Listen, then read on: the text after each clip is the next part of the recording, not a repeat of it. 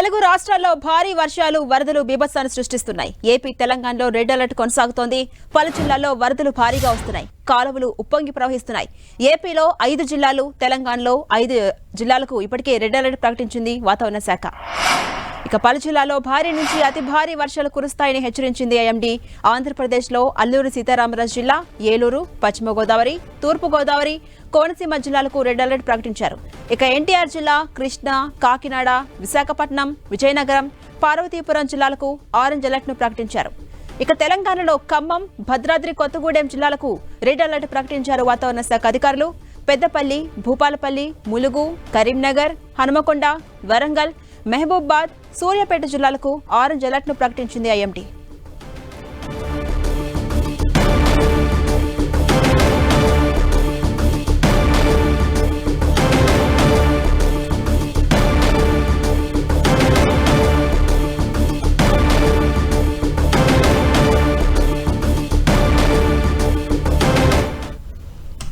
ఇదే అంశానికి సంబంధించి మరిన్ని అప్డేట్స్ తెలుసుకునే ప్రయత్నం చేద్దాం. విశాఖపట్నం నుంచి మా ప్రతినిధి జార్జ్, అలాగే ఏలూరు నుంచి శ్రీనివాస్, అలాగే ఆదిలాబాద్ నుంచి ప్రేమ్ సాగర్ మనకు అందుబాటులో ఉన్నారు. ముందుగా విశాఖలో ఉన్నటువంటి జార్జ్ అడిగి తెలుసుకుందాం. జార్జ్, ఏపీలో వర్షాలు వరదల పరిస్థితిపై సమాచారం ఏంటి? ప్రస్తుతం అక్కడ వాతావరణ పరిస్థితి ఎలా ఉంది?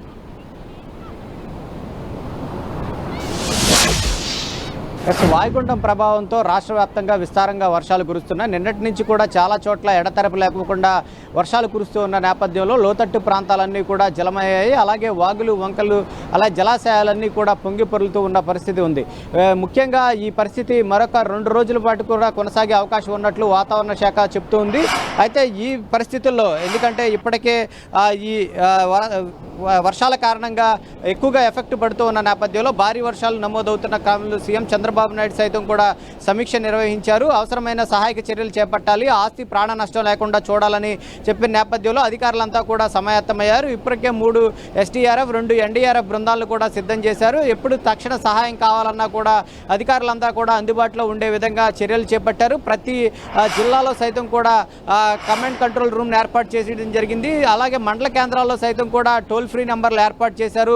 అధికారులంతా కూడా రెవెన్యూకి సంబంధించిన సిబ్బంది అంతా కూడా 24 గంటలు కూడా అందుబాటులో ఉండాలి.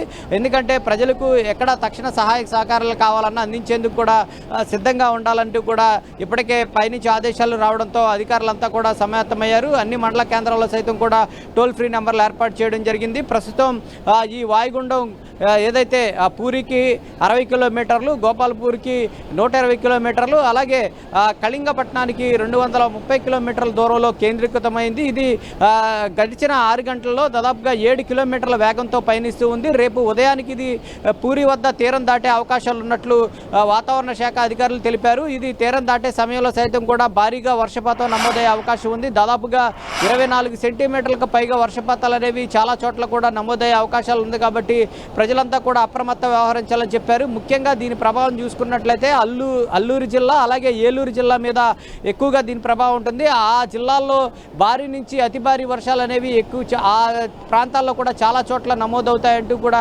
చెప్పడం జరిగింది. మనం ఒకసారి చూసుకోవచ్చు, విశాఖ సముద్ర తీరం వద్ద ఉన్నాము. ఈ వాయుగుండం ప్రభావంతో అలలు చాలా ఉధృతిగా ఎగసిపడుతూ ఉన్న పరిస్థితి కనిపిస్తూ ఉంది. సముద్రం అంతా కూడా ముందుకు చొచ్చుకు వస్తూ ఉంది.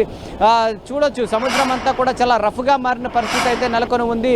ఈ నేపథ్యంలోనే సముద్రం అలలు ఉధృతి ఎక్కువగా ఉండవు. అలాగే తీరం వెంబడి గాలులు కూడా దాదాపుగా 45 నుంచి 55 కిలోమీటర్లు, అలాగే ఇది దగ్గరకు వస్తున్న సమయంలో 65 కిలోమీటర్ల వరకు కూడా వీచే అవకాశం ఉంది. కాబట్టి ఈ ఉత్తరాంధ్రలో ఉన్నటువంటి పోర్టులు ఏవైతే ఉన్నాయో భీమునిపట్నం, గంగవరం, అలాగే కళింగపట్నం, విశాఖపట్నం, కాకినాడ పోర్టులకు 3వ నెంబర్ ప్రమాద హెచ్చరికలు అనేవి జారీ చేశారు.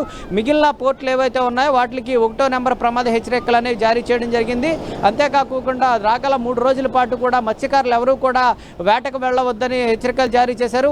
ఎందుకంటే సముద్రపు అల్ల తీరు కూడా చూసుకున్నట్లయితే కనుక చాలా రఫ్గా మారింది. కాబట్టి ఆటుపోట్లు అనేవి ఎక్కువగా ఉంటాయి. వాయుగుండం కొనసాగుతున్న సమయంలో ఆటుపోట్లు ఎక్కువగా ఉన్న నేపథ్యంలో మత్స్యకారులు ఎవరూ కూడా వేటకు వెళ్ళొద్దని చెప్పారు. ఇక ఏజెన్సీ ప్రాంతాల్లో చూసుకున్నట్లయితే కనుక ఎడతెరపి లేకోకుండా కురుస్తున్న వర్షాల కారణంగా వాగులు, వంకలు అనేవి పొంగుపొరులుతూ ఉన్నాయి. పలు గ్రామాలకు రాకపోకలు అనేవి కూడా స్తంభించాయి.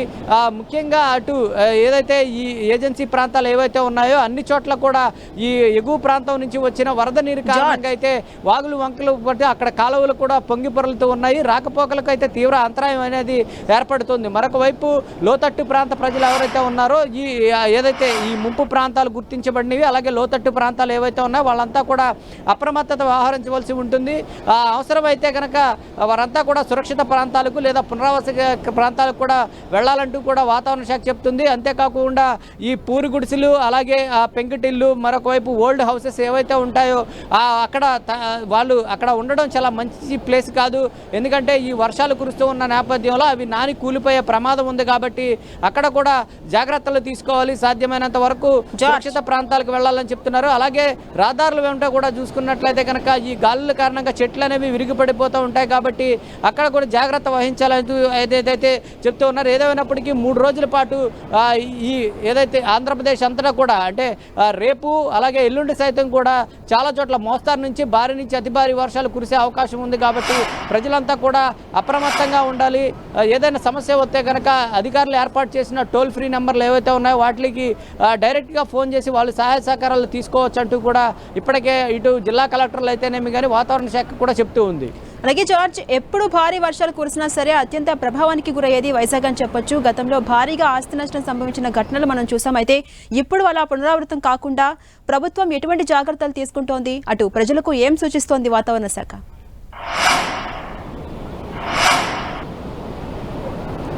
ముఖ్యంగా చూసుకున్నట్లయితే విశాఖ జిల్లా వ్యాప్తంగా అటు చూసుకున్న అనకాపల్లి అలాగే ఏజెన్సీ ప్రాంతాలు ఈ విశాఖ జిల్లా ప్రాంతం ఏదైతే ఈ ఉమ్మడి విశాఖ జిల్లా ప్రాంతాల్లో చూసుకున్నట్లయితే కనుక లోతట్టు ప్రాంతాలన్నీ కూడా జలమయమైన పరిస్థితి కనిపిస్తూ ఉంది. అయితే అక్కడ ఎప్పటికప్పుడే వాటర్ స్టోరేజ్ లేకోకుండా అయితే చర్యలు తీసుకుంటూ ఉన్నారు. ఇటు మున్సిపల్ అధికారులు అయితేనేమి కానీ అక్కడ ఉన్న ఏజెన్సీ ప్రాంతంలో ఉన్న అధికారులు అయితేనేమి కానీ ఎక్కడికక్కడే వాటర్ స్టోరేజ్ అనేది లేకోకుండా ప్రజలకు ఎటువంటి ఇబ్బంది లేకుండా చూస్తూ ఉన్నారు. అయితే ఏజెన్సీ ప్రాంతాల్లో చూసుకున్నట్లయితే కనుక ఉధృతి అనేది చాలా ఎక్కువగా ఉంటుంది. ఎందుకంటే ఎగువ ప్రాంతాల నుంచి వచ్చిన వరద నీరు కారణంగా పలు రాకపోకలు అనేవి కూడా స్తంభించాయి. అలాగే ఆ వాగులు వంకల దగ్గర చూసుకున్నట్లయితే కనుక ఈ వరద నీరు అనేది పోటెత్తడం జరిగింది. ఈ నేపథ్యంలో పలు రాకపోకలు అంటే ప్రజలకు అంటే ఇటు నుంచి అటు వెళ్ళడానికి కానీ అటు నుంచి ఇటు రావడానికి కూడా స్తంభించిపోయిన పరిస్థితి ఉంది. అందరూ కూడా ఇళ్లలోకే పరిమితమైన పరిస్థితి. నిన్నటి నుంచి కూడా జిల్లా వ్యాప్తంగా చూసుకున్నట్లయితే నిన్నటి నుంచి కూడా ఎడతెరపి లేకోకుండా అయితే వర్షాలు కురుస్తున్న నేపథ్యంలో అధికారులంతా కూడా సమాయత్తమయ్యారు. తక్షణ సహాయక చర్యలు అందించేందుకు కూడా 24 గంటలు అధికారులు అందుబాటులో ఉండేందుకు చర్యలు తీసుకోవడం జరిగింది.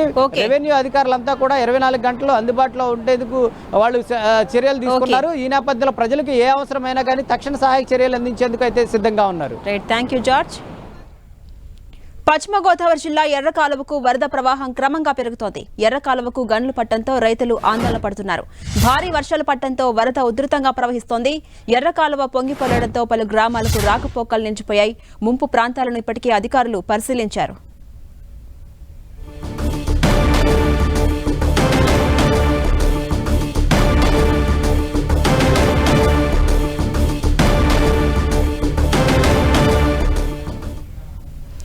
ఇక మరిన్ని అప్డేట్స్ మా ప్రతినిధి శ్రీనివాస్ అందిస్తారు. శ్రీనివాస్, ఇప్పటికే పలు ప్రాంతాల్లో వరద ప్రవాహం క్రమంగా పెరుగుతోంది.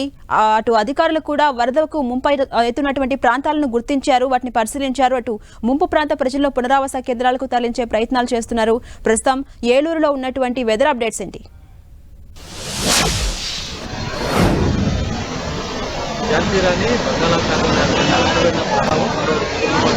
కొనసాగే అవకాశం ఉందని చెప్పి వాతావరణ అధికారులకు కూడా ఇప్పటికే స్పష్టం చేయడం జరిగింది. ఈ నేపథ్యంలోనే ఇప్పటికే పొందుతున్నటువంటి వాగులు వంకలు సంబంధించి కూడా అధికారులు అయితే కూడా అప్రమత్తం అవ్వడం జరిగింది. జిల్లా కలెక్టర్ వెంకటశైలి అలాగే జిల్లా ఎస్పీ ప్రతాప్ కిషోర్ ఇద్దరూ కూడా ఈరోజు ఆ ముంపు ప్రాంతాలు ఏవైతే ఉన్నాయో ఆ ముంపు ప్రాంతాల్లో సుడిగాలి పర్యటన చేశారు. వాహనం వెళ్ళే అవకాశం లేని సందర్భంలో కూడా టూ వీలర్ మీద వాళ్ళంతా కూడా